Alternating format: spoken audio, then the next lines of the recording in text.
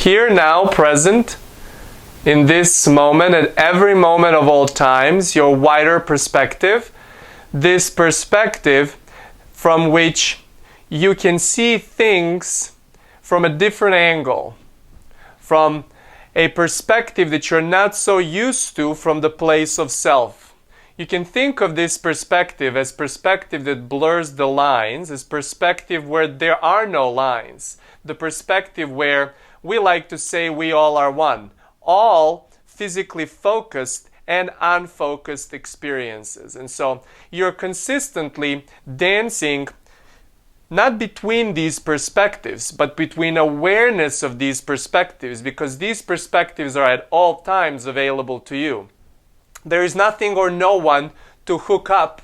There is no separation, even if you wanted to. Only awareness of one or another one being predominantly there. And so we are using as simple terminology as we can to describe these different perspectives that you're consistently moving through. And sometimes you can be in that place of steady or even mind quiet, in a place of appreciation or meditation or wonderful activity, where you're predominantly in that space for some amount of time. And then most of the time you're physically from your place of self directing your attention, but that's all this is. You're having at all times availability to see the different perspectives that you're seeing from your unique place of self as a reflection that comes from anything and everyone you're interacting with, as well as from this wider perspective where no physicality is as active as while you're giving your attention forward. And so we are so excited to hear what's on your mind today. Go ahead. Is it my turn? Okay, thank you. I had a different question before, but while I was listening to you, connecting with us, a different question popped into my mind. And so that question is relevant.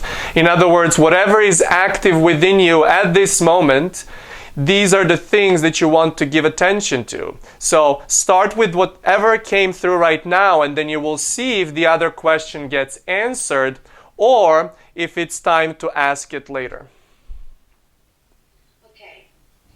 I feel like this is not the world for me anymore.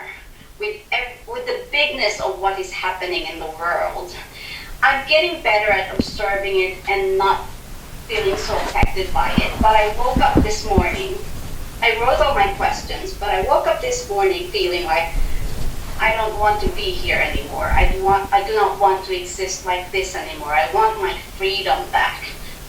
So how can I stay in this physical time-space reality and still feel my freedom and feel like I can still enjoy being here? The only full meaning or the full experience of freedom comes when you realize that everything that surrounds you is reflection and no different than you. This is the only place to full, as you may call it, liberation or feeling of that which you call freedom, is that you understand and start from the point that everything that surrounds you, it's a reflection that's valuable to you and therefore allows you to make choices. Now we know that might sound far-fetched, especially if what's reflecting back is not as satisfying, especially if it's reflecting back where you feel like it's enough. It's enough of these reflections that are not satisfying to come back to me. It's enough of all of these things that are not really thrilling and moving through. And all we are saying is, within all of that you observe, all that's happening is that your flashlight of attention has been in one place a little too long. In other words, not stuck in the place where you're only observing and getting the same or similar kind of reflection, but that the movement that's happening naturally at all times, you are not as aware of it as you would want to. And so we would want to hear you speak more before we offer you more of that reflection. About the same subject? About anything that's coming to you right now. feel like I want to speak to my father, who passed away 10 years ago almost. And there are some questions I have for him that I feel I will never get an answer to because I never got to ask him. Feel free to ask.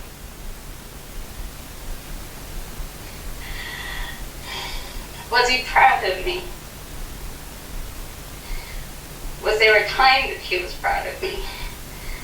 I want to know because I never got to ask him that. And I was there when he died. I was holding his hand. And even though I know that he loved me because I was his child, I had this nagging feeling or need to know, to hear it from him. And I never heard him say he loved me. That sense of pride that you're looking for, that attention back to you, that sense of which you might feel is this connection, is never, ever, ever, ever, ever, ever an intention from anyone, especially from a parent to a child. And you have an opportunity to see this in a completely different light. That these expressions of someone's reflections being so predominantly stubborn like that can trickle down. In other words, the context in which your father has grown up, the context in which he might have been having expressions or sharing the expressions of satisfaction. But this which you call pride, this which you call love, this which you call experience of that, we understand that those reflections that are coming back to you sometimes feel like they're separate from you and that you have no control over them, how they come back to you and how they come to you to be expressed. There is many wonderful ways of showing love. There is many ways of confirming that which is love, of allowing that steadiness to be there. But you see, sometimes people that care about you the most, because of their way of expressing or the context in which they're taught or accepted how to express, they show it in different ways. And while my conventional way might be in a certain way of expressing pride or expressing joy or expressing love, sometimes it might be for raising the questions within you. You see, this quest you've been on for 10 years, as you say, has been the quest of discovery, the quest of self-love discovery, the quest of self-discovery in place of self-development, in a place of really finding your steady. And no reflection from the outside can give you that. It can only stir the pot for you to feel it. We want you to know that there is no difference in someone from outside reflecting back to you, I love you, and someone from outside not saying, love you, because the feeling from within is gathered because of discovery of those both. In other words, someone is not saying love you and then you go to discovery to experience that love within you, and someone is saying I love you and then you go to check to experience that love within you. In other words, it's always experienced within you. And so we understand that this might not feel conventional, black and white, how it's supposed to feel parents' love. But at all times it's been expressed just from a different way, allowing you to see that everything at all times is experienced within you. And the power of that sometimes is more when someone represents the question to you than when someone represents the answer to you, when someone represents the beginning of discovery of that which is love within you, as it seems your father have reflected on you, versus someone who just showers you with these words of love, because no condition from outside, no reflection from outside can really feel like anything else until you look to recognize that reflection either as true or the beginning of the path of finding that which is true, that within you at all times you are love, that unconditional place of ease and satisfaction, continuously dancing and expressing itself in everything and anything you give your attention to. And so the celebration of that side, the celebration of your father seeing you as someone who's been really finding more and more and more and more of that, directing you back to you, directing you back to you, directing you back to you, In other words, we understand that it's more comfortable sometimes when there is both sides around there. In other words, where there is someone who is causing within you questions but also reflects back the answers. And we know for sure, you can see even from this perspective, especially from this perspective, and probably even while he was physically focused, that there were reflections of that, even though you might have needed to read between the lines. And you needing to read between the lines is really what is the most satisfying discovery for you, because you're consistently on a lookout for that. You're consistently on a lookout for more love. What is the bigger gift that someone can get from reflection by getting to that? It does not matter how you got to that, but you got to it. And now you have an opportunity to apply it to anything and everything you're experiencing. Thank you. Thank you. That was clear. Go ahead. My turn? We are ready for more. Yes, your turn. Hey, so I just quickly, I wanted to hear Weola's interpretation on what Abraham would call savoring.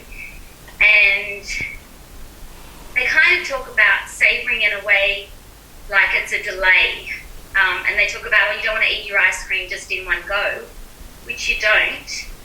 But to me, savouring the ice cream is the destination.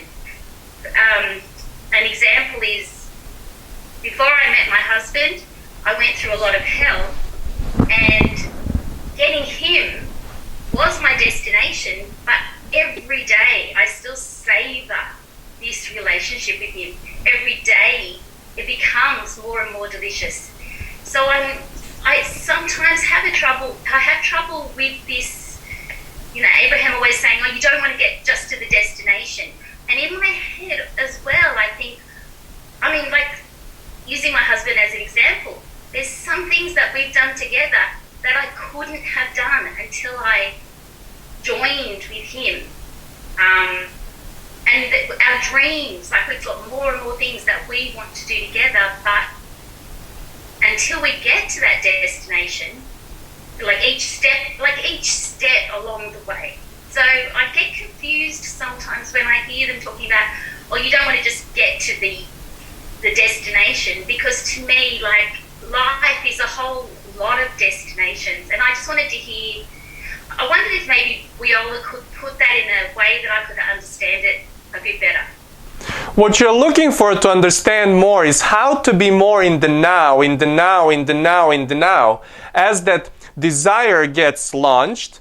So we're going to express to you in a different way, maybe in a way you have not heard before, that anything that you come as a formed desire or destination or a goal is always formed by you observing and choosing, observing and making preferences, observing and seeing reality, observing and choosing, observing and choosing. And that process of, some may call sifting and sorting, or observing and choosing, at that moment you get the clarity. It brings you to the question mark where you get the clarity of what is it I really want. And that is when you shift from observing and choosing into the clarity of what is wanted. And once you get the clarity of what is wanted, you want to release that wanting sooner than later. In other words, you want to release your focus from the desire sooner than later, because longer you stay in checking in with that desire, really making sure that that desire is satisfying to you, really making sure that you do not go back into observe and choose.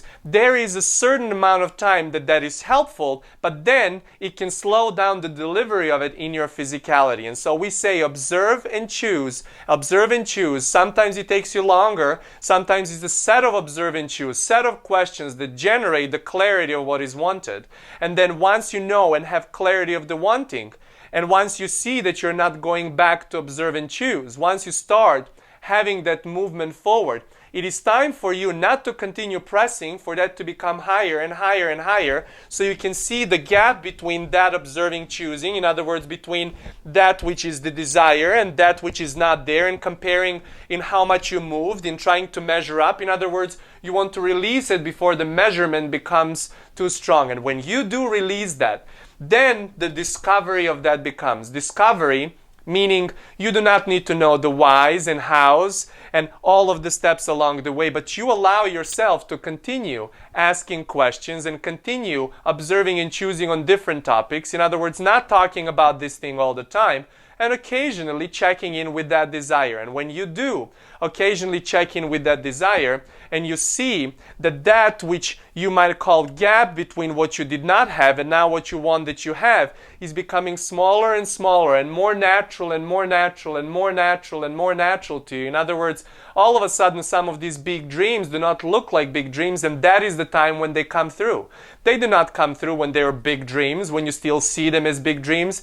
They come through when they become so normal, when the feeling of that desire becomes so normal that you don't even have to check in with it for so long.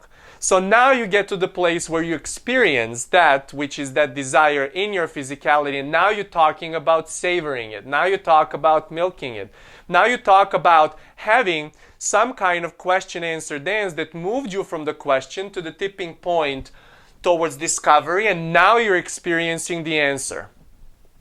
And now many will guide you to feel like that is it, that you want to now stretch that feeling for as long as possible. And while you do want to predominantly be in a place of natural state of positive emotion or feeling good, love, appreciation, bliss, excitement, thrill, satisfaction of any kind, then you also do not want to start holding on to it. So there is the difference between milking or savoring or enjoying or taking that positive feeling of receiving it in your physicality to take its course, not trying to really rush into the next question because this has downloaded, check mark, now I go on to something else, but also not trying to bring and hold on to that feeling of savoring, hold on to that feeling of milking, hold on to that positive emotion like it will never come through, because in holding on, you start already introducing any kind of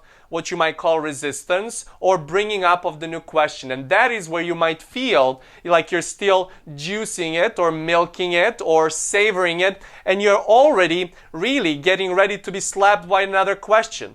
Well, if you allow that to take its course and say, I love this feeling of what we're creating. I love what I'm creating with my husband. I love the things that we come and see, and I will savor them for as long as it feels good. I'm not going to try to extend this feeling because I know that every time I ask the question, I know how to get back to steady so I can receive the answer. Every time my desire is build up, I know that I can revisit it softly until it's so close and feels so natural, and then I can experience it.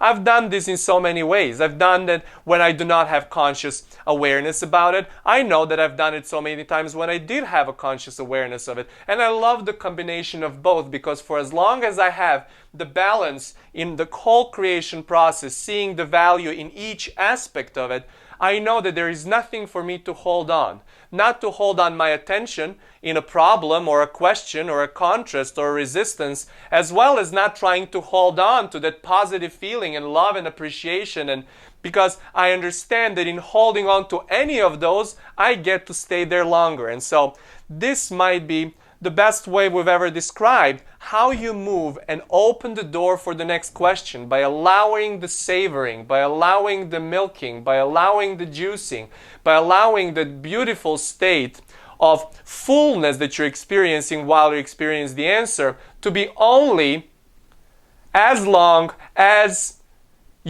until your curiosity start kicking in of this felt great. I know I can always get back to this place. I know I'm consistently moving like this, whether I see it or not. So I'm not going to try to push and hold on.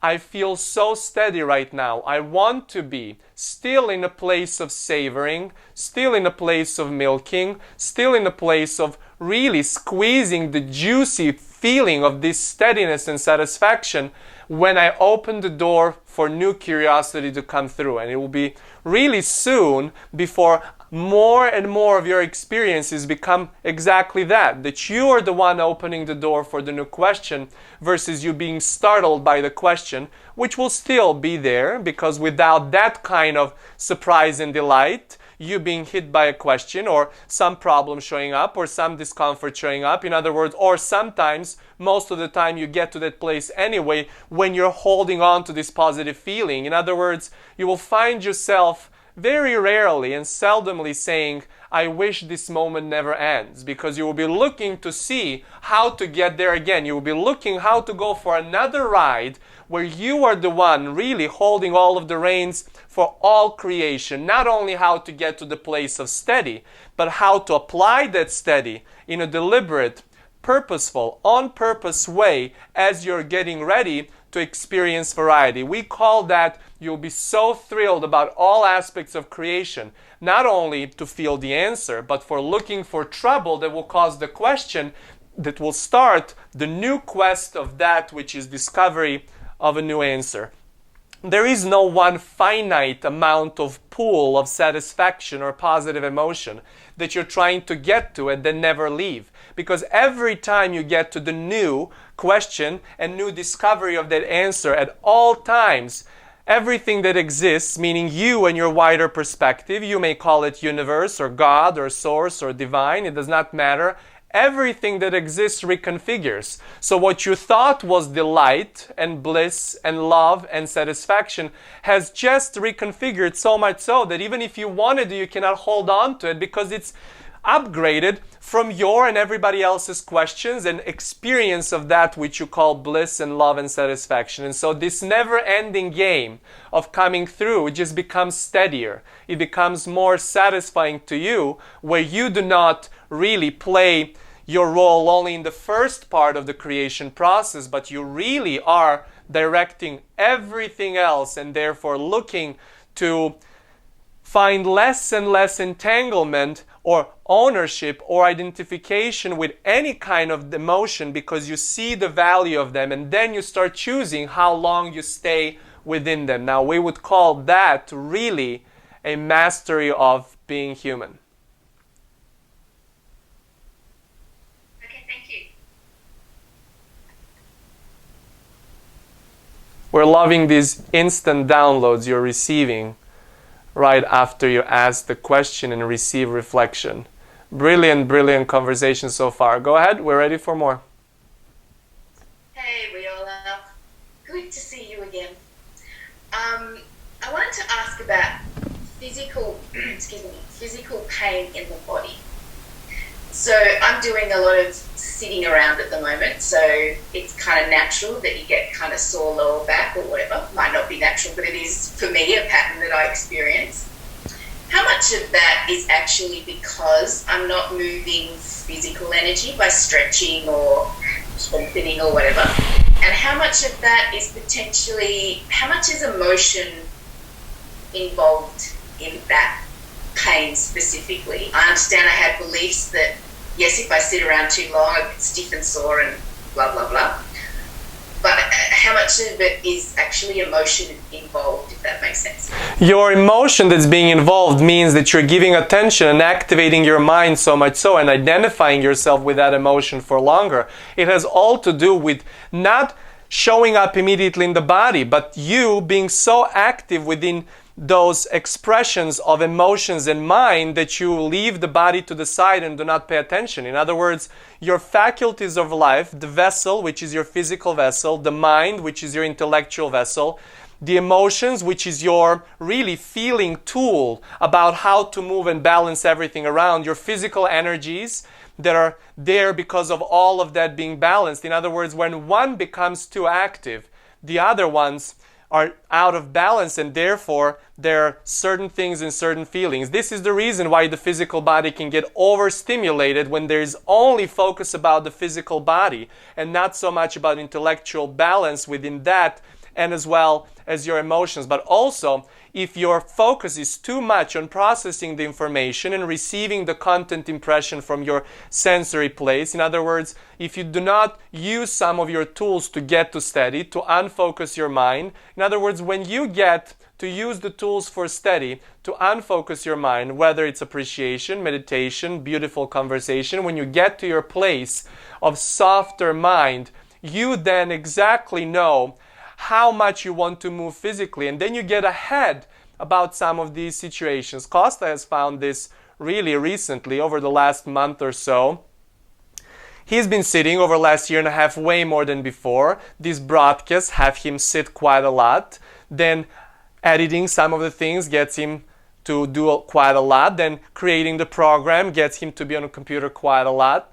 Then talking to friends and everyone gets him to sit and do quite a lot. Even virtual dance lessons over the lockdown became more of a drill thing where he does not demonstrate and dances over those hours, but just calls it. And he found himself so being intellectually overactive, even though he has this wider perspective, even though that he meditates, that he did not see that his path of so many years of movement where there was very little maintenance to body to do now requires more attention. And he went to see the person, and person said what he needs to do, gave something very tangible to do, not only to relieve the pain but also to create the strength on it. And within the days his body has completely transformed, his lower back completely transformed. He thought something was wrong with his tummy when he went to see his friend who is a therapist, who just told him, there is nothing wrong, my friend. These are just muscles that are showing up in your body and you just have never used them. Or you have not used them in so long that now you feel something is strained because you're activating them maybe for the first time. In other words, that's how it feels to you right now. And so when you get ahead of some of these things, and really, as a rule of thumb, you can always check in with you even multiple times per day. Where is the predominant focus right now, and how do I soften it up? Do I have really intellectual work where I process? Intellectual processing being you talking to a friend, being you working, being you reading a book, being you watching TV, being you listening to the news, being you giving attention to anything and anyone? Or is it time for you to balance that out by quieting your mind? Or is it time for you to have a physical activity or stretching or some kind of exercise to allow yourself or mind to balance itself out, and then go into the even further quieting the mind, and then softly bring it back through some movement, and then again go into full-on intellectual content exchange with anything you give attention to. But it is not, if you, and when you go, only one faculty exaggerated at all times, this is what might feel. And so that is all that's happened over there. It is that you are now looking to find new balances if you have changed any kind of practices. And if this has been the practice so far, it might be the time to change it for the first time in a while. Yeah.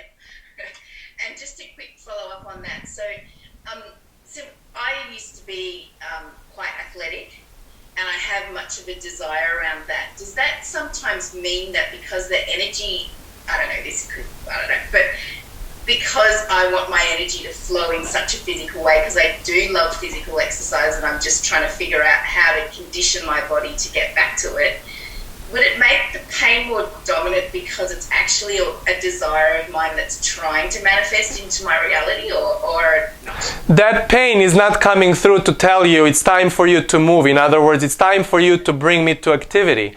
It is there because it says there is some dormant experience and start moving around. We understand you want to go back to what it was and how you used to be active, but that will never be the case, because the moment you start coming back through it, you will see that your body is fully reconfigured. Kosta is reading an article recently saying that every 7 years, even the most complicated brain cells get exchanged, and most of your cells get exchanged every 11 months. And so what that means, even scientists are seeing this movement happening at all time. So you trying to be someone from the past with that amount of activity is completely irrelevant, because you're brand new you. Most of you is brand new every year, and completely all of you every 7 years. And so you do not want to try to compare in that way. You want to start following the place of more balance. And so my body is telling me to do something right now. I do not have to go full on to have that experience. I will just start. I will find whatever it's easy. And then you will find yourself doing a research and trying this option, doing research, trying that option, and then finding something that works and things that don't.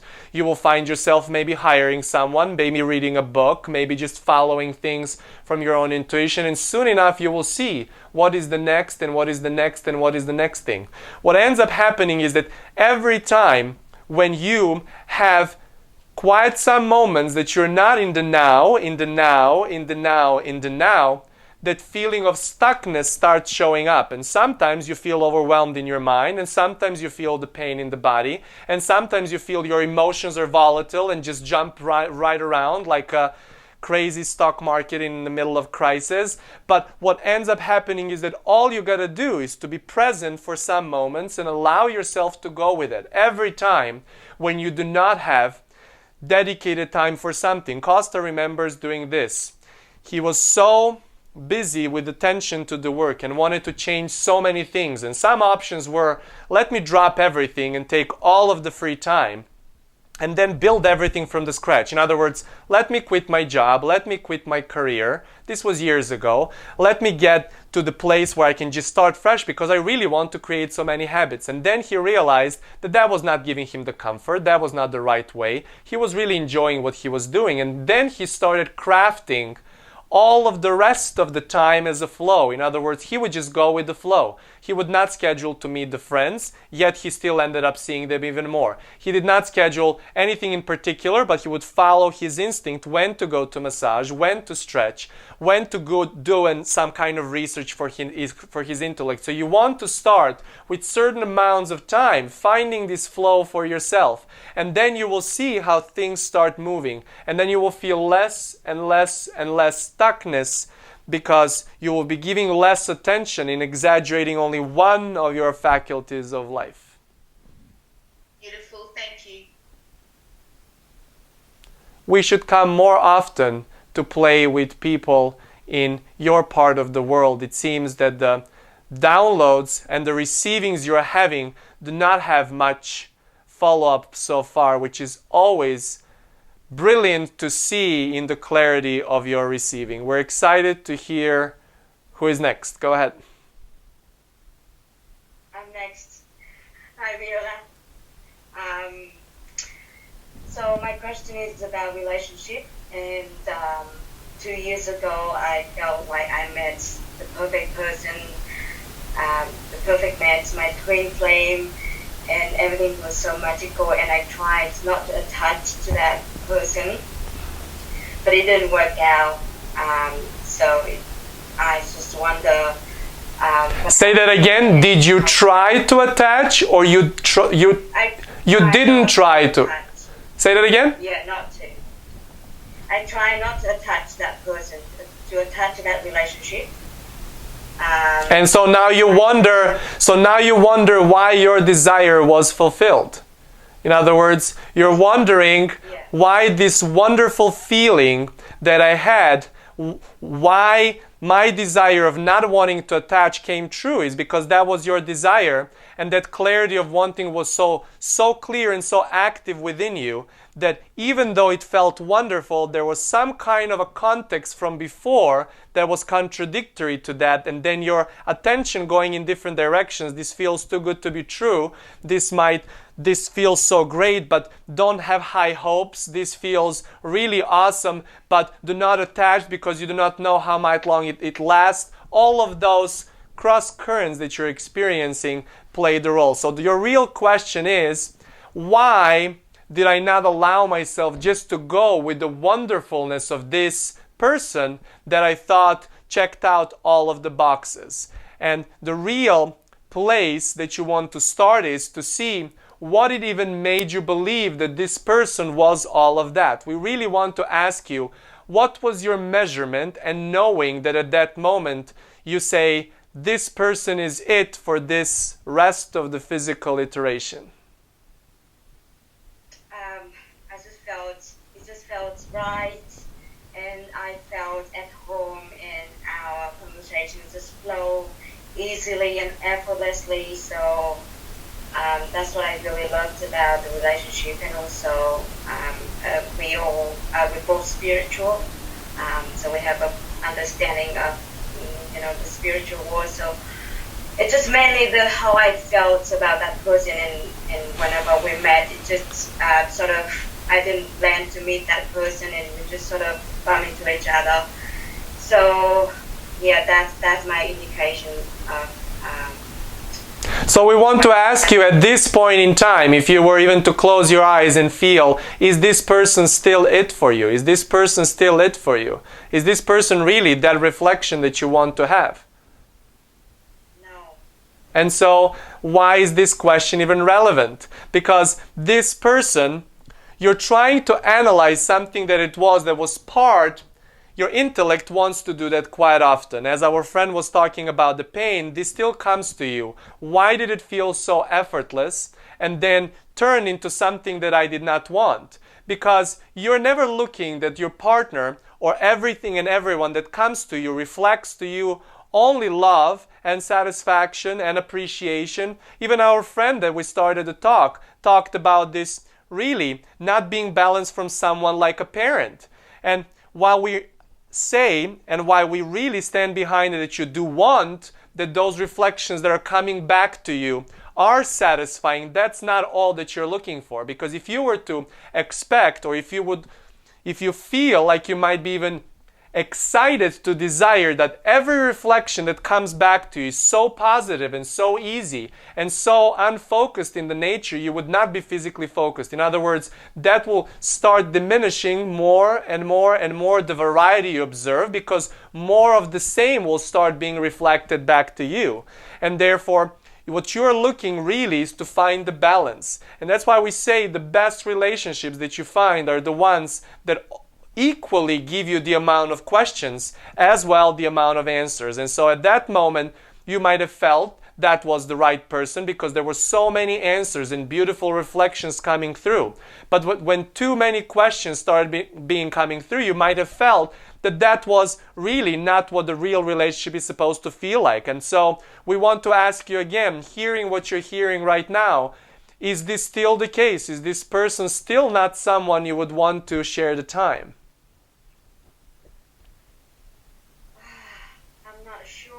We understand, because you've made the shift towards understanding that reflections back to you, the only time you would want reflection back to you to come with so much ease is when you're not really as steady. In other words, when you feel that there is a question, you want to get to this place of steady, and you want some of these reflections to become predominant for you. But also when you start feeling so steady, you want to look for trouble. You want your partner to bring the question mark. You want these friends, very important friends. You want relatives. You want parents. You want kids. You want grandparents. You want anyone to bring you a little bit of this trouble. Eventually, you are the one going around opening the door and looking for that trouble yourself. Now we'll let you speak again. That's true. I do believe that whatever happening outside of me is a reflection of myself, what I'm thinking. Not only, we'll take that step further for you, since you so brilliantly absorbed what we just spoke. You understanding that everything around you is reflection of you. And so this partner might have been answer, and then question. All that happens is that you want to mix it a little bit up. In other words, to see it and mix it all up and then see how that goes. That is the best measure, because you never go and meet someone who is perfect for you, checking out all of the boxes, because you are the one that keeps adding new boxes. You're the one that keeps adding new boxes that keep reflecting back to you through all these other people. So if you are the one adding new boxes, why would you expect that someone needs to check all of the boxes?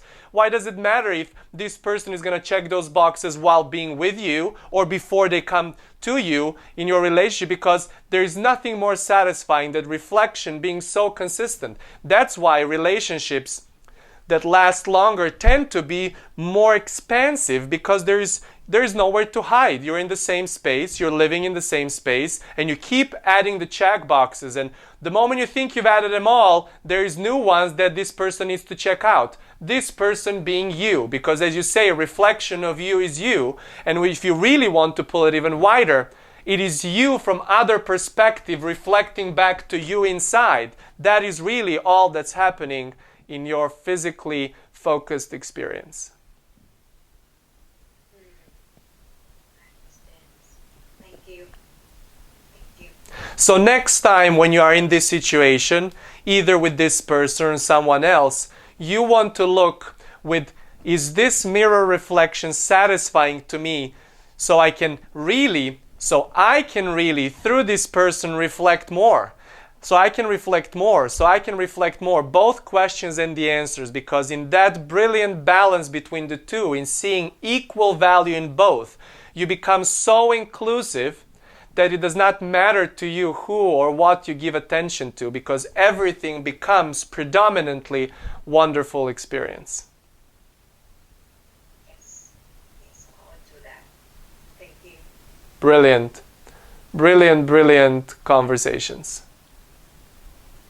Are you ready for the segment of break, or we just continue? Continue. Go ahead. Hi Weola. Okay, I wanted to ask you about children and parenting. So what I found is that by just holding space for children and acknowledging their emotions and their feelings, then it's just amazing to see how they move really quickly up the emotional scale. And I've always really loved that. But what I found is with my eldest, sometimes she does seem to get quite stuck in a particular place. And I guess I know that that's actually a reflection of me. And that's probably what I need to be looking at. But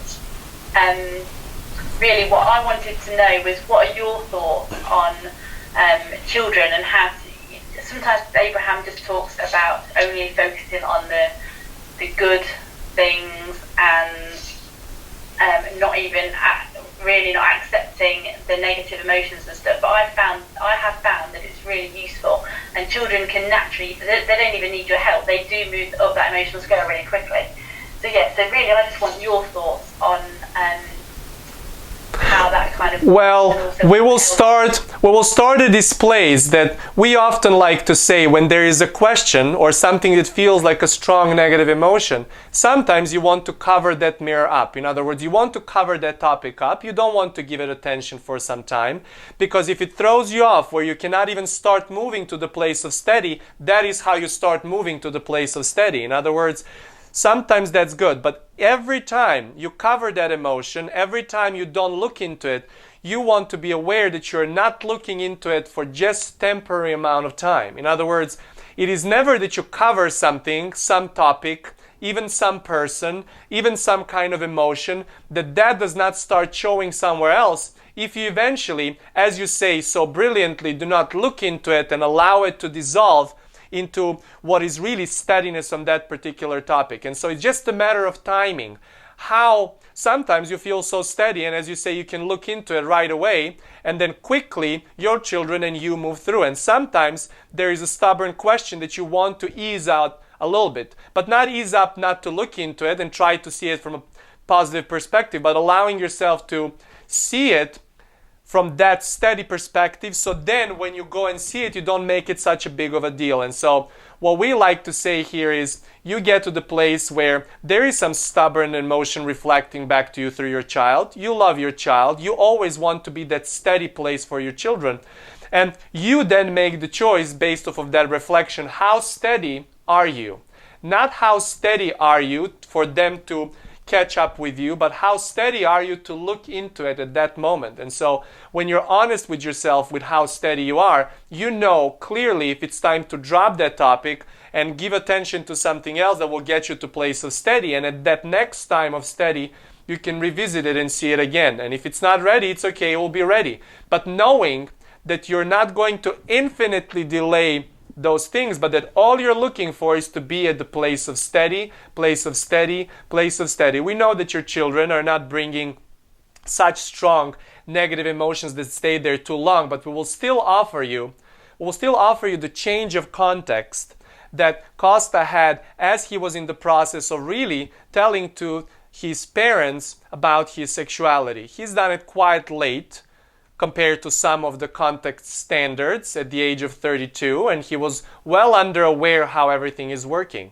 He's been listening to the brilliant Abraham Hicks. He's been reading the books. He's gotten really clarity about his own receiving. And when he, quote unquote, tested out the creation process the way he perceived it, he decided to take on some of the bigger topics in his life, such as this was the longest covered mirror that he had up until that point. We're talking a decade and a half at that time, thinking he might never be able to say it because of the context of the country, not because his parents do not love him, but because they might be afraid, that they might not because they might not understand, but because of the society what they're in and how they would go about that.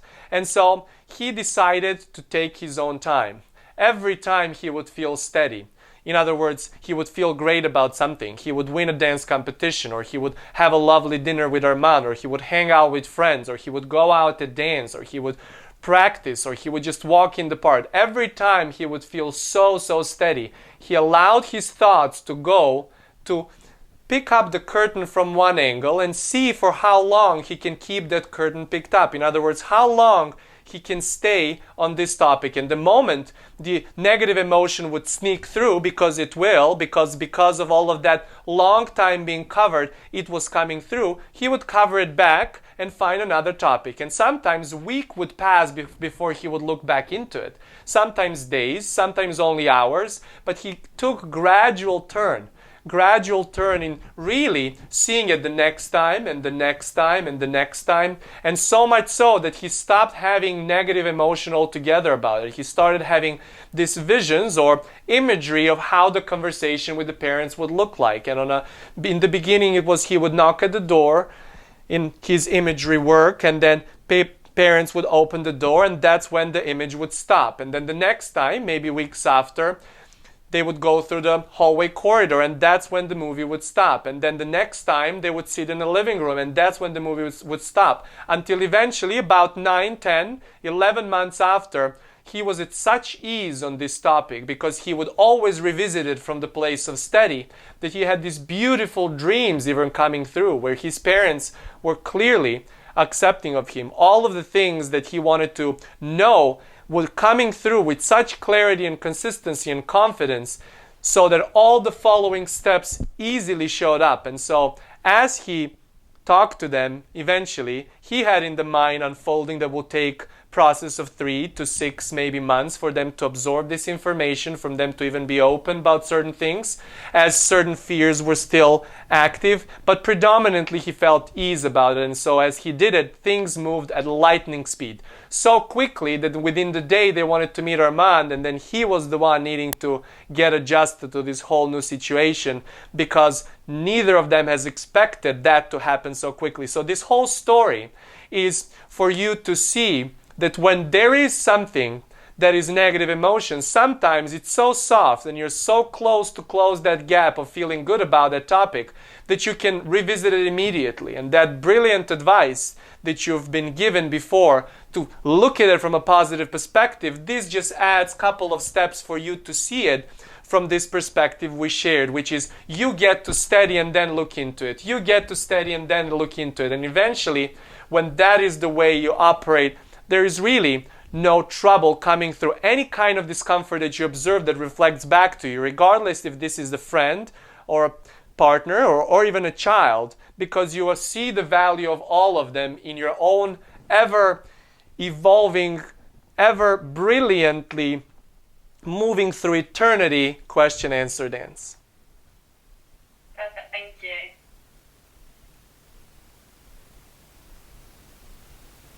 Excellent conversations.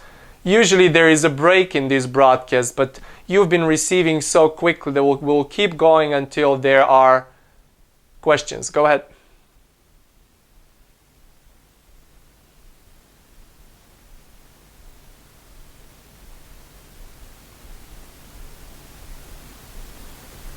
Lindsay, are you ready? Hi, Weola. You can hear me, yes? Yes, go ahead. How fun to have you 2 times today. I wanted to ask you about something that I heard. It was someone had said, like a quote. And it was very interesting to me because I really never thought about it that way, and I just wanted to know like what you would say about it. Before you go to that brilliance of you, I've never seen it that way. This is what we've been talking about all along. This is this reflection coming back to you from this person or from this website or from whoever put it wherever they put it. In other words, anything you give attention to is a different angle of you now witnessing it. In other words, it's coming through a different pipeline, but it's you from that different angle being able to see it, and therefore there is some measurement at all times coming through based off of other angles that you've visited and you're familiar with. And isn't that a wonderful experience that all these reflections keep coming to you and all of these brilliant questions are hatching at all times for you to be consistently looking for a different angle, infinite angles of your own creation? Yes, oh my gosh, that's so good. And so it's a quote about anxiety, which I don't really feel like I experience a lot in my life, but I know a lot of people that do experience anxiety, and I realize that that's a real emotion that people go through. And the quote was, anxiety is when you're literally almost too aware of being alive. And I didn't even know what to make of that, because in all of my Abraham Hicks teachings and all the teachings that you have provided for me and all of the spiritual teachers that have given me wonderful, awareness, it's like awareness is always has always been the goal. Well, not like the goal at the end, but like just like you want to be aware in every moment, in every now moment, what you're feeling, what you're thinking, so that you can then properly navigate like where you're headed, right? And so the idea that someone would have almost too much awareness, I didn't really know how to think about that. What this angle is coming through, all that it's saying is that too much can come too soon. In other words, this is what we describe often as quantum leaps, or as the spiking experience, building. We talk to a friend, wanting, and then this feeling of anxiety comes through. So for you, finally, when you release it, there is the most of that feeling, because all of a sudden you see this fuller picture that you wanted to see, but then it can become overwhelming to you to see the fuller picture, because now you do not know how to get to that fuller picture. And so that's why we talk about the steadiness so much. That's why we talk about consistent, incremental, gradual movement as a steady foundation where you occasionally spiral out so you can have those exciting, thrilling experiences if that's still for you there, but then it feels like excitement, then it does not feel like angst. In other words, you can feel only angst when you see the fuller picture, and then you do not necessarily have clarity of all of the steps that will come through you.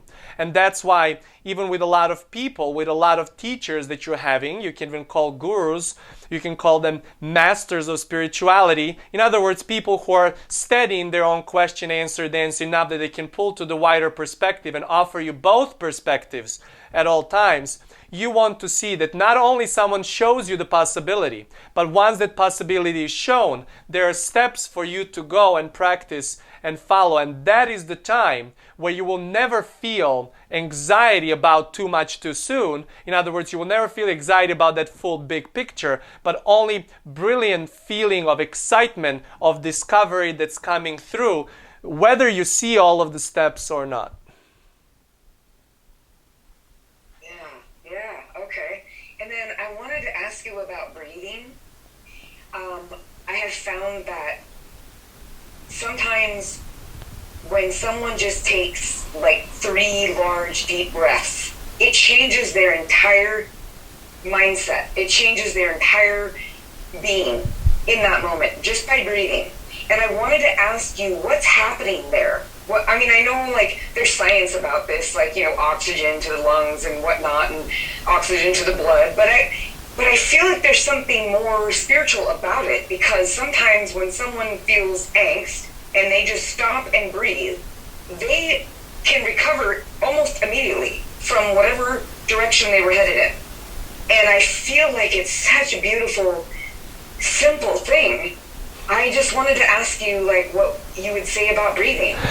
When either of your vessels, in other words, of your tools for the expression of life force, your body, your mind, your emotions, even your physical life energies, when all of that is really pointed and exaggerated more than the other, you do not have conscious awareness of your breathing. In other words, breathing is one of those things that you can easily have in a conscious way, but it also happens automatically. Everything else does not happen automatically. Everything else happens so automatically that you don't have any thought about it. In other words, you're not controlling how your blood is flowing. You're not controlling how your skin is rejuvenating. You're not controlling anything when it comes to your digestion or anything how your brain functions. In other words, you're not conscious about how all of this is working together. But when it comes to breathing, breathing is your gateway into being and fully experiencing the blendedness of both of your non-physical and physical sides that are so inseparable that breathing is really what keeps it all together. Because if you can go without the food for some time, you can go without the drink for some time, but for breathing, that gets you to the very limited space of how long you can be. And so it's easy and safe to say that that is really your gateway into experiencing your physicality and therefore this blendedness, because when you're experiencing physicality, you, life force, you express through it. And so one of the most important parts, or one of the easiest ways to become conscious, is by experiencing and really paying attention to your breath, because that always, as you so cleverly said, brings you back into the place of now.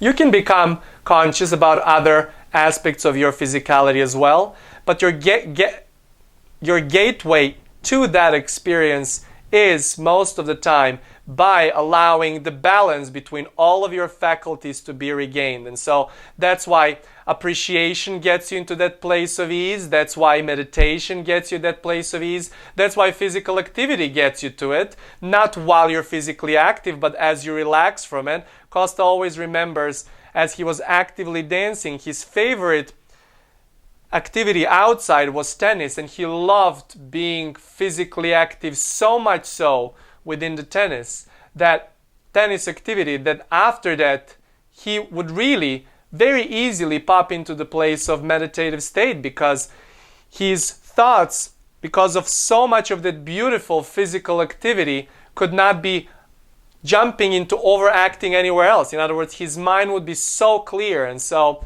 whichever direction you choose to, whatever faculty is mostly active, you can always balance it out through conscious breathing. Oh, I love that. I love that so much. There's only one last thing I want to ask, and it is obviously going to be up to you how much you will share. But I have always been very just fond and fascinated of the relationship between Esther and Jerry. And I was curious if Weola would share just something a little bit more about Kosta and Armand, because I'm also very fond of Kosta and Armand's relationship. They just fascinate me. I love them dearly, and I was curious, what would Weola say about how that relationship is as strong as it is? Because it makes me smile, and I know it makes a lot of people smile. So that's my last question.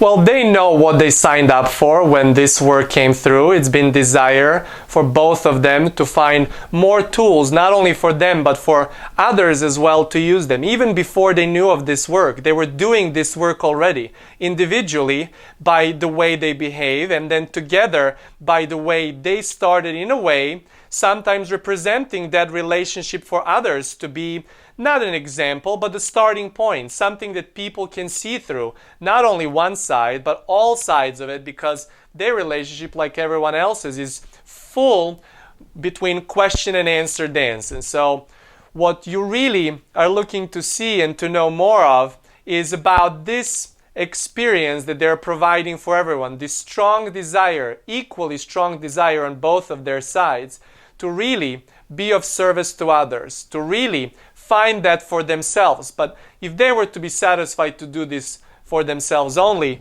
they would have kept it and lived their life happily ever now, just now, just now, just now. But they got, by not only receiving this flow, but everything that they've been doing, they found this beautiful balance between two of them, between this question and answer. And they want to really propel that and show to everyone else where their stance is, who everyone is about, what the power within you is to experience, what are the layers and dimensions. In other words, their inevitably adorable thirst for knowing and to understanding more is unique in certain ways, and it's really bringing what's happening with all of their work forward and forward and forward because of their match on that place of not doing things for themselves only, but they actually had to think about it other way around, each in their own individual development, and now too, that they really need to look into balancing themselves out so much more so they can be of service, offering these kind of reflections in any work that they do to others. In other words, that balance that you talk about between all of the faculties, so there is not physical pain, so there is not too much overwhelming in the mind, but becoming more steady and more steady and more steady.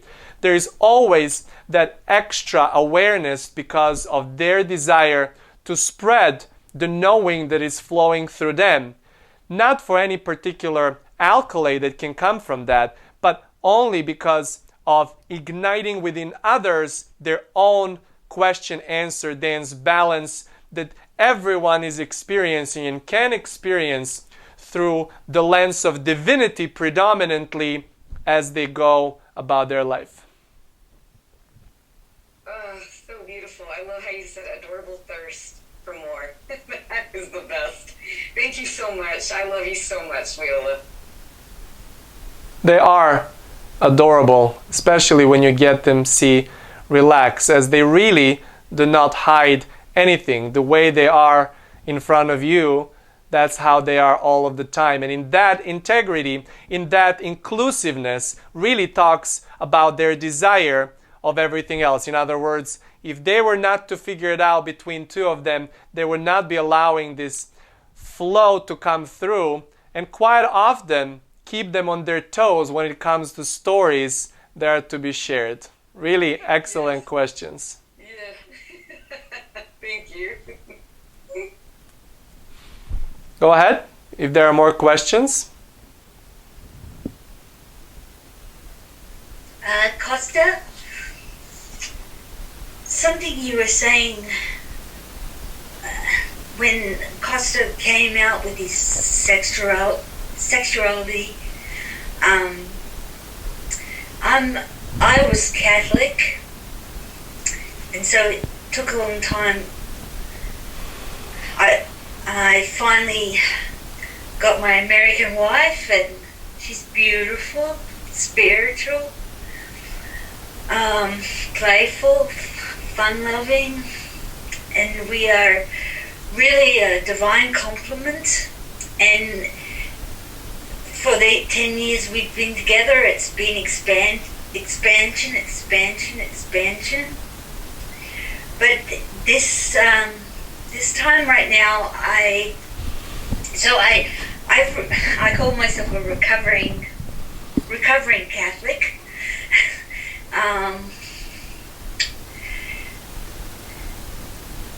When I had a tumor and they gave me a year and a half to live, or 2 weeks to a year and a half, I had to grip with death, and I wondered, Abraham always says, you croak and then you die, but I have grown up very spiritual in Catholicism. I've even been to Medjugorje, and where the Mother Mary talks to the children, and I don't understand how some people can receive things like purgatory and hell, and I got scared what if I'm wrong? You know, what if I'm wrong? And this what they're receiving is, and especially children, which are close to my heart. There's so many different ways of receiving, and this resonates most with me. This spirituality, it feels like home to me. But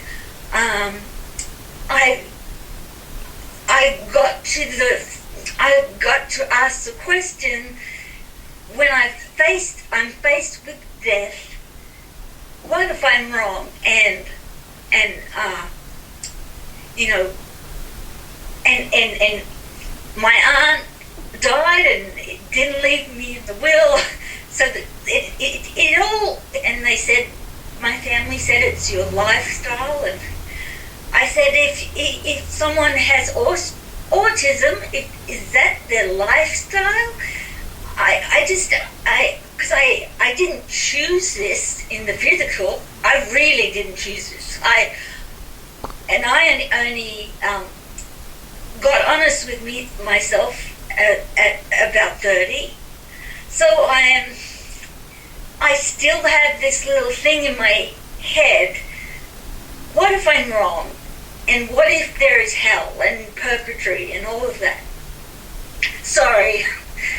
It's There's nothing to be sorry about. Your curiosity is on multiple levels here, but all of them are leading to one thing, which is that this one tiny aspect of you, tiny aspect of what you have made the preference, regardless of you saying, I did not choose it, or I did choose it, or I did not choose it, or I did choose it. In other words, you choose variety and making preference experience based off of where you're at that moment, and then you move on to the next, and then you move on to the next, and then you move on to the next. And so there is no right and wrong.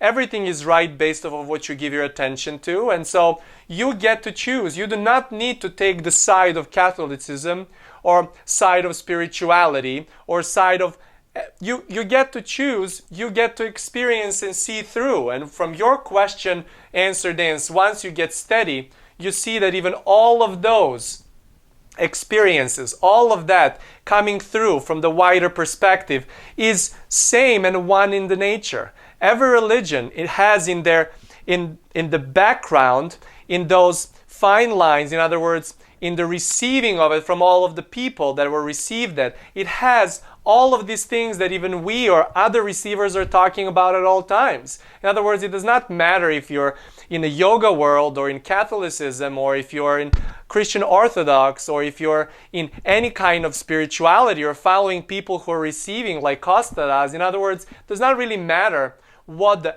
influence is or what the flow that's coming through is, whatever resonates with you at that moment, all of it natural, all of it the same in its nature, which is the balance at all times between your focus and unfocus. And when you do have so much focus at all times, it feels like hell. When you do have so much of your body activity too much without the balance, it does not feel good. You're in pain. When you feel like your emotions are so exaggerated, this feels like that too. And so that is really what that concept is, about the balance, about the balance, about the balance, about the balance. In other words, when you go and say, I am this, despite this, this, and this, it feels completely different than when you say, I am this, and I really do not care what is happening around because this is what I am. Or when you don't even have to make an announcement for who you are, because that tiny part of you that you call sexuality is such a minor part compared to everything else that you're experiencing in your physicality, that oftentimes making the statements and putting yourself out there brings you more reflections too. And so making the big deal out of something so tiny comparison to everything that's flowing through you, to life force expressing yourself to you in variety of your relationships. In other words, in variety of all of the question-answer dances that are reflecting back to you, it is really sometimes throws you off. It puts you more where your mind gets really overactive, overstimulated so much that then Of course you do not feel steady, and of course that you activate more fears than the steadiness which is natural to you.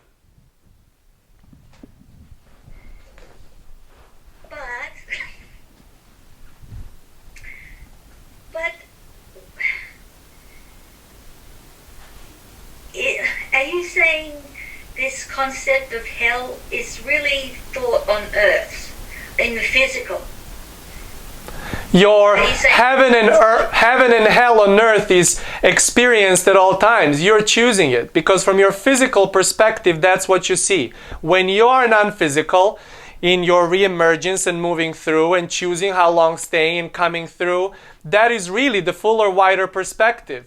You are the one in that non-physicality. You can even talk to scientists. 99.999% of every atom is empty. That's where you're at when you're non-physical, filling everything else in. And then when you're physical, you get to experience both of those experiences. And that's why you keep coming through and coming through and coming through, to be in this place of focus, because you want that variety to stimulate you to find new layers of that which you might be calling heaven. In other words, of new expressions that's coming through at every single physical iteration you have. So does everyone who croaks, whether they're Hitler or anything, do they all go through to pure positive love, liquid love? Because other people are receiving different things? And so we will have you answer this question. What do you think those terrible people deserve to have? In other words, deserve to have in their movement of coming through next time around to work out whatever they've had to work out. In other words, at that moment of re-emergence, everything and everyone is in a wider perspective. There is no separation between you and anyone in your physicality even now. All the terrible and not terrible people, it's all one. It's all one from the wider perspective at all times. And so only your narrow perspective can move that and try to see separation to make decisions of how your movement within all of this that is one will be from your unique, now unique, now unique, now unique, moment by moment unique perspective. But from a wider perspective, it's all one. All one with all of those terrible people and all of those wonderful people, all one. You can think of a living or not living, it does not matter. It's all one, all one, all one, all one. And so if you're looking to describe of what you need to do and do the checklist, as we talked to a friend before, to earn the ticket for this place or for that place or for this place or for that place, you're making those choices on your own. There is no ticket you need to earn anyway.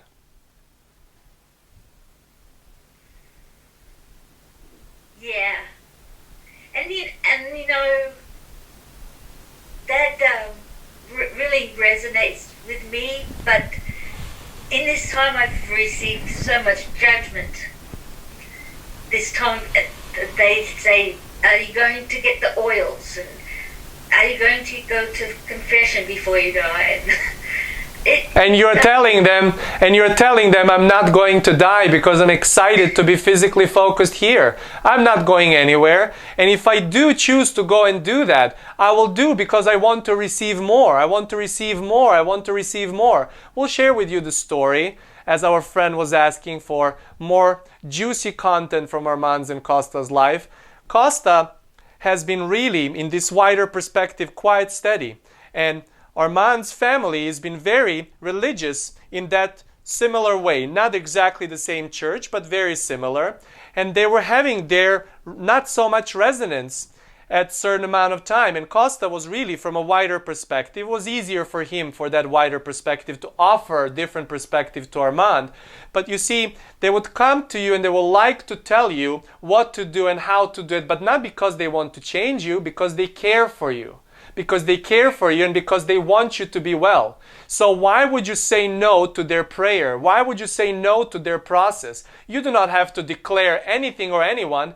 If all of these religions that are offering you this assistance, why wouldn't you be in that? At one point, Armand's family, Armand's mom really wanted, she asked if she can pray for Kosta, and Kosta said, by all means. I love that. And as he was listening to even to the words that were coming through, strong words that were coming through that he did not resonate at all with, he could find really to isolate the feeling that was in the essence of all of that, which is another person really looking to access the wider perspective and saying we all are one. In other words, what we're trying to say that you can see from your place this either as a separation of someone being different or someone being you from the outside perspective offering you a different angle. So why wouldn't you take a different angle for yourself? Why wouldn't you take the prayer? Because this person that's praying for you, it is you praying for yourself from a different perspective coming through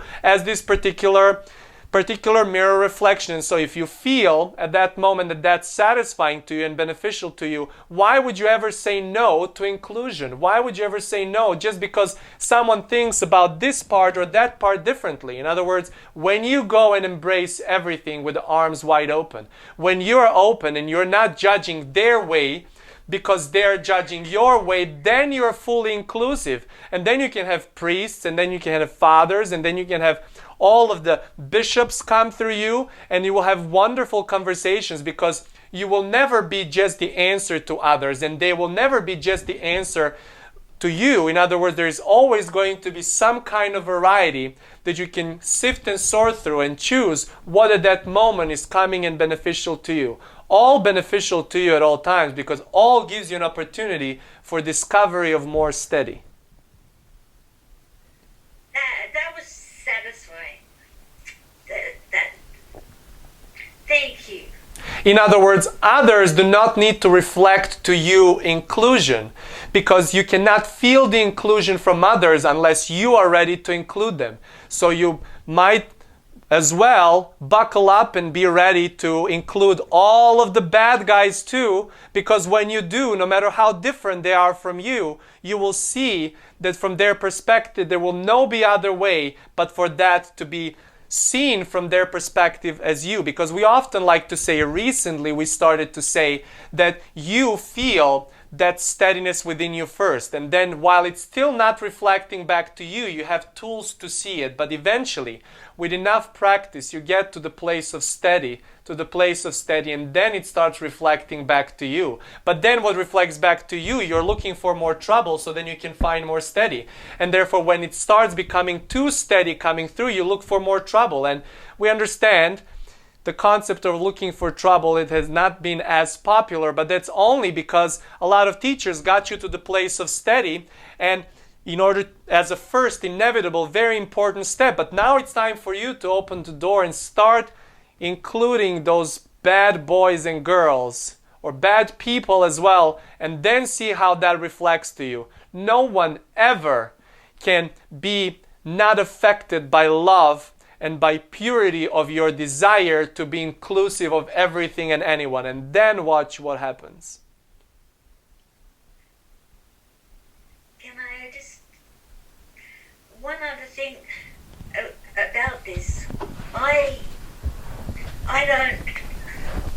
don't judge anyone. I don't judge Hitler. I am very inclusive. My thing is, what if God doesn't accept me?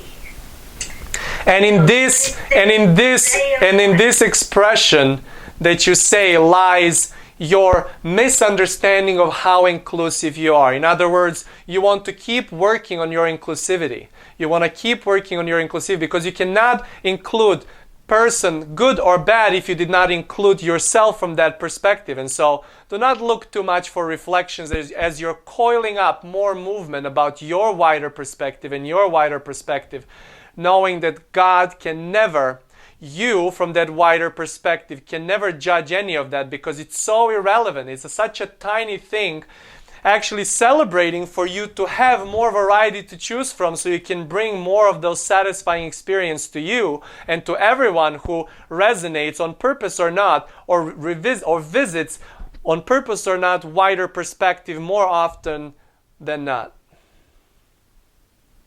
And I believe I was called to be gay because I'm a voice for children with ADHD and autism. And what we want to bring to your attention is you looked to be having such variety to experiences, to create your places and tools of steadiness, to see the perspective from the wider perspective so you can be advocate of all of that, regardless of what the topic is or what part of your personality or sexuality or your mind or your emotions we're talking about, as you already mentioned quite a few. In other words, you chose variety to the level that you're ready to see and take on, so you can discover all of this beautiful movement and therefore be example of that. Yes. No one is choosing for you. There is no separation from you and you. Only choices that you're making about how much aware and how consistently you want to be conscious, present in the now, in the now, in the now to see it. And once you have tasted it in certain situations, well, there is no way back for you to be unconscious predominantly, because on the path of becoming more and more conscious, satisfaction is such that you just simply can't stop. Thank you. Really, really brilliant conversations today. We'll see if there is some other question before we wrap up this wonderful broadcast. Yes, thank you. Thank you, Weola. I'm so glad I found you. And thank you, Marie, for inviting me. I want to go back, on the heels of that conversation, I want to go back to my original question for tonight, which is what I'm observing is happening in the world right now with so much divisiveness. And I understand that it is also a reflection of my own split energy. When I see and when I look at the world and I see this divisiveness where one side is wanting to comply with what's going on because they're wanting well-being, and the other side resisting that emotion because they also want well-being. Now, what is the wider perspective of Weola on that, in the sense that we all want well-being, but we're going about it in two different ways. And there is talk of us not being less human if this moves forward the way that we're seeing it. There's also an awakening. What are we awakening to? And are we going to like what we're going to see on the other side of this awakening? Well, if you're in awakening to something, you're awakening always to something new and fuller and fuller and fuller. But this divisiveness, this division that you're talking about is always there, because there is no only two ways of getting to that which is the well-being. There's infinite ways. As many particles in the universe, that many universes having their own, when joining into the physical form, points of view, and therefore that many ways of getting to it. So why do you feel there is supposed to be only one? And why do you even think that there is only two? There is predominantly for and against because of certain situation, because conversation is there. But that variety brings you to make your own choices. And your choice does not have to be A or B.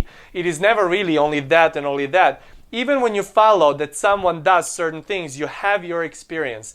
And so everyone else does. And so there is infinite ways of getting to the well-being. But you trying to measure what is the satisfying amount of well-being, or what is the appropriate amount, or what is the desired amount of well-being, is something that you'll never have an option from the place of self, but only from the wider perspective. It does not matter how you get to the steadiness of that which is your well-being, because well-being is the most natural to you, and you can have your way and someone else can have their own way. And even though it might feel that the sides are trying to convince each other, all they're saying is find your way, find your balance, and do not try to impose it on anyone else. And so that is the easiest way to get about any kind of topic when you see differences, because difference is the only way to have a starting point of discovery of that which is one. Thank you. Thank you. That was satisfying.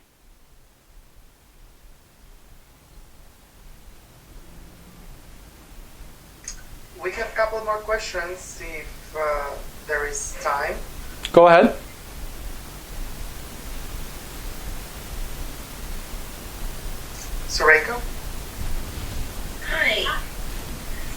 Weola. I'm so glad to be here and to talk to you and talk with you. My question is about choice, as we've been talking about with everyone else, and choice as in free will versus destiny. I have a feeling that I have a destiny that I have to fulfill, and my question is there really a choice then? Is everything, not that everything's mapped out for us, but there is a path that I think I'm meant to follow, and so I want to follow it, and that's what I'm following. But is there a separate choice that is available? You know, is there free will versus destiny, or is it really all just destiny? That's really my question. Or is it all actually free will? In other words, what you have laying down for you is your attention to giving to something that feels satisfying or sometimes not satisfying, and you're feeling obligation that you have to go with it. In other words, you have this calling.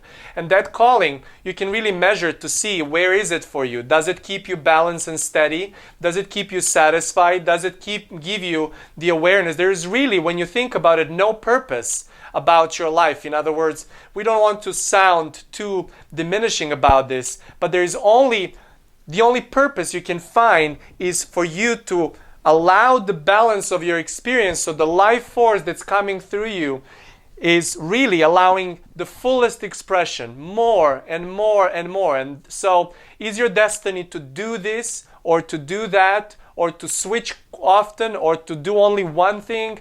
It is really the matter of where you want to give your attention to and how you want to do it. And so when sometimes something feels like a calling, when sometimes something feels like a destiny, you want to add the free will part as well. Do I choose to go through with this destiny? Do I choose to go through with this path and this calling? Because you have choice at all times. And there is really nothing that you have to do, and there is really nothing that you have to continually to do. So if you want to get more specific, we'll be able to give you more specific reflection. I guess my path is always following joy. You know, the calling calls me, but I feel joy in answering that call. I don't think I would follow in the past, I've done things that I didn't want to do because I felt I should follow society or expectations. But now I just follow my joy, you know, no matter what society asks. So how often do you get yourself in a place where looking for trouble? I try not to look for trouble. And this is what we want to talk to you, as we mentioned to so many. Because if you were to have trouble that was not caused by you, that's when you would shift to bring to the place of steady. So now you say, I've had some things, I was giving attention to certain things, and I was feeling so nuts, I was feeling hit and miss happy. And now I get myself to my steady and to my happy through my tools, but then I try sometimes to hold on to them. In other words, you always will have some kind of questions to ask. There are always going to be some kind of discomfort coming through. But that which you call your calling, you want to say that it's predominantly your experience. But now, how much more joy and satisfaction will continue to come through you, how much you're going to enhance that calling, which is natural to you as it is natural to everyone else. How much you're going to enhance that experience depends on how much trouble you're going to start looking for. In other words, in trying to avoid the trouble altogether, it cannot happen for as long as you're physically focused. But then also, trying to have too much of it can bring you back into question dance, which you do not want to. So suggestion is always, once you find to the place of steady, where you're predominantly joyful, instead of the next thing for you to experience is not to have only those questions startle you, or those questions to show up to you, or those discomforting experiences to come through you, but for you to go and look for it, because in the discovery of that you're experiencing joy. It is not that you found that joy and now you're holding on to it, and now you're in this layer or level, or even often used word frequency of love at all times. That might be predominant experience for you, but more questions you get to ask, more of that satisfaction you'll be able to experience, because every time you get to the place of experiencing joy, everything is reconfigured. Everything that exists is reconfigured. And so if you're consistently looking for the similarity in that, if you're really still looking even for the same intensity of your joy, then it eventually starts not feeling as great, and eventually you will get to that place of the questions by some kind of default. So all we are saying is be open for new varieties to look for. Be open for new questions to come through. And so as you already found and have done the most sometimes laborsome work to get you to the place of not focusing on those things that were happening to you, but now you're making them happen, you can also spice it up and see how much satisfaction comes through that too. All right, thank you. So there's all choice, basically. Infinite choice. If you were to say that your destiny and your calling is the joy, and for someone else is misery and not so much joy, that will be flawed in that essential base of the premise. And that's why we wanted to emphasize the free will for you, because everyone has the pathway of satisfaction and not so satisfaction to be predominantly laid out for them. And it's only in your free will of choice where you keep your flashlight of attention for what makes for different life experiences.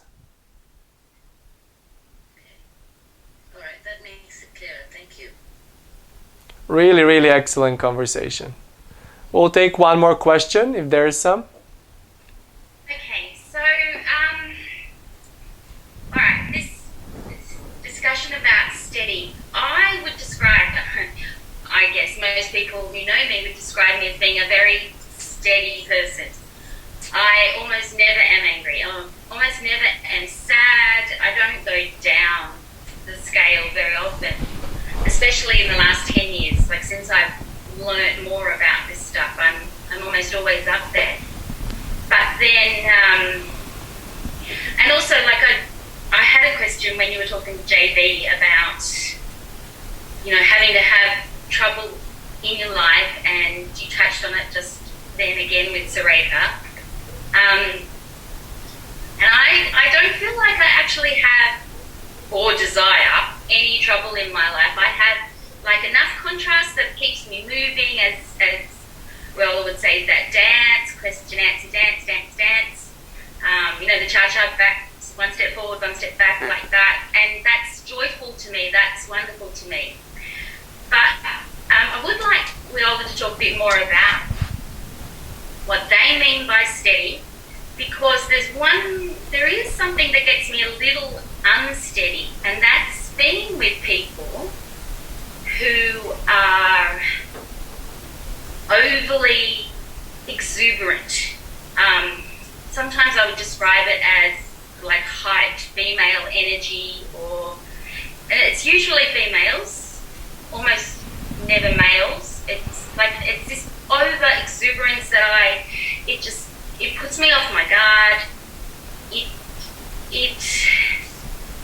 is one thing that I find very difficult. It puts me unsteady, and I find I can only be around those sort of people for a very small amount of time before I need to have a break. I need to have my space and my time. And I was just wondering if we all could talk a bit more about what they mean about being steady, because I consider myself to be, in fact, steady to the point of almost boring. Like, I don't vary very much at all. But yes, go on. And so, because you get so steady within your own tools of steady, in other words, you have interactions with others, you're getting certain reflections from the other people, and then they keep you, as you say, your question-answer dance going on, and then you feel like you found this balance of coming within you, experiencing out, coming within you, experiencing out, but then there is more to it. In other words, you got so steady that now you started looking for trouble, and these exuberant, hyped energy females you're talking about is your way to see more inclusiveness and more inclusiveness. Because the moment when you do not see difference between you and anyone you give attention to, in other words, when you do not see the difference, when that does not throw you off, when that does not throw you off, for you to have to go back to your steady, there is always going to be newer and newer questions to bring you to more and more discovery. In other words, this unlimited inclusiveness knows no borders. And so that is your choice. As we spoke to a friend about the free will, you can say that I found my steady, and then I can cover some of these mirrors that come through. I will interact for a certain amount of time.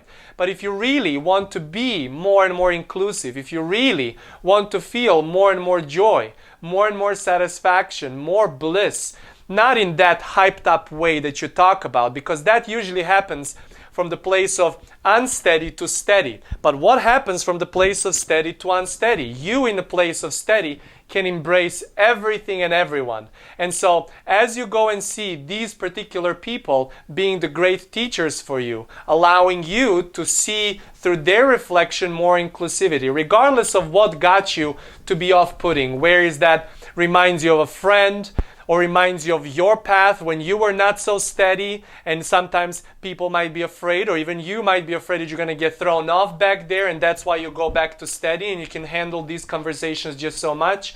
There is always a limit in your physicality to how much inclusiveness you feel at once, but there is really your ability to respond and include everyone is really limitless. And so it's your choice to see how much of that more bliss and satisfaction and joy you can experience. And it's really coming to the place of how much you're excited to apply your steady, not only for you, but for inclusivity, and not only for you to become teacher for others, but for you to allow your inclusivity to bring everyone into your steadiness too. Thank you, I like that. That made me think of something else too with the inclusiveness, is that I guess part of the thing that makes me unsteady around such people is that I feel I don't know how to be included with them. I don't feel... We will offer you some words how you can go about this. So let's say you're in a place of experiencing your steady. In other words, you're calm, you're satisfied, but you're not hyped up. And there is someone coming in with a lot of energy, the group of people, and you want to interact with them. And if this was something that's happening at the moment, in other words, it's not planned, you can plan it in the moment. But if you know you're going to be anticipating to experience these people, you can say, I feel so steady right now. I love my feeling of steady. And I love that I get from this place of steady to choose to see how inclusive I will be of others. In other words, how inclusive I want to get to experience myself from the reflection of others. And I know that there will be variety coming through. I know that the whole point of inclusiveness is for me to get more of those perspectives back to me, because when I see things from a different angle, from a new angle, I am able then to find more satisfaction in my own discovery of my own more and more steady. And so I will go into conversation with these beautiful ladies. I will see for how long it's satisfying to stay. I know that I don't have to stay, but I feel steady today. I feel steady today, and I know I will stay at least a few moments longer than before, because my intention is that eventually I feel so steady that while including them, that what they're reflecting back to me, I can be steady, that I don't have to cover the mirror, but that I can continue reading between the lines of seeing what's actually happening. And that is that they have their own process, and that is that they might not feel as steady, and that is that they might really enjoy this spiking experience because they're moving themselves from predominant questions to the place of finding steady. And I want to be able to celebrate that. I don't want that to throw me off, and therefore I will continue to increase the time, gradually, incrementally, consistently increase the time of how steady I can stay, or how long I can be in the presence of these wonderful people, because I want to be able to include more of that for a variety of perspectives and for celebrating where everyone is on their particular path. I know that I do not need to guide anyone. I know that I do not need to teach. But this beautiful game of inclusivity is so satisfying because I know that reward is so immense. I know that reward is so much more than when I find steady for my own. but when I can really continue to apply steady while giving attention to others. I know that at that time I am that fully developed, I might even say evolved human being, experiencing life force flowing through in the now, in the now, in the now. That then it does not matter what I do, because I just am in everything that I do and apply my attention to. And so, in appreciation of these wonderful conversations you brought, with these clear downloads you've been receiving, in anticipation to many more in the future, for now, that's it.